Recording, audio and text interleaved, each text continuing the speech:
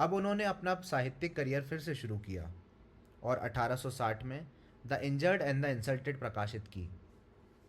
1862 में उन्होंने western Europe की यात्रा की, लेकिन लगता है उन्होंने अन्य लोगों की सभ्यता या राष्ट्रीय चरित्र का अध्ययन करने के मौके को ज़्यादा इस्तेमाल नहीं किया। वह एक कट्टर जुआरी थे और कई बार उनके इस व्यवहार से उनकी पत्नी और खुद को लगभग एक निराशाजनक स्थिति में पहुंचा दिया था। सन 1863 में उनकी पत्नी की मृत्यु हो गई और अगले साल उन्होंने अपने भाई माइकल को भी खो दिया, जो उनके साथ एक पीरियोडिकल के प्रबंधन में शामिल थे।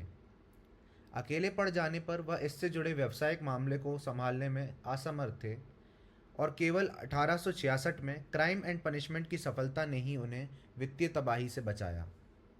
अब वह अपनी शक्तियों के चरम पर पहुंच चुके थे और इस दौर के बाद लिखे गए उपन्यास आमतौर पर उस संयम और संतुलन में कमी को दर्शाते हैं जो कभी भी उनकी विशेषता नहीं रही।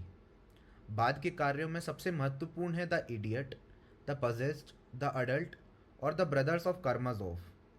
उन्होंने अपनी स्टेनोग्राफर एना से दूसरी शादी की, एक ऐसी लड़की जो हालांकि उच्च शिक्षित नहीं थी लेकिन बहुत ही समर्पित और सक्षम थी, और उसी की ऊर्जा के कारण उनके आखिरी साल आराम और अपेक्षाकृत समृद्धि में बीते।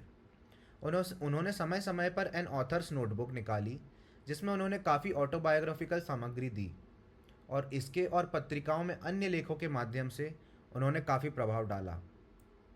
हालांकि दोस्तोव्स्की ने अपने साइबेरियन एग्जाइल में खुद को एक शहीद नहीं माना और वास्तव में उन समय के कष्टों को एक तरह का प्रायश्चित ही माना।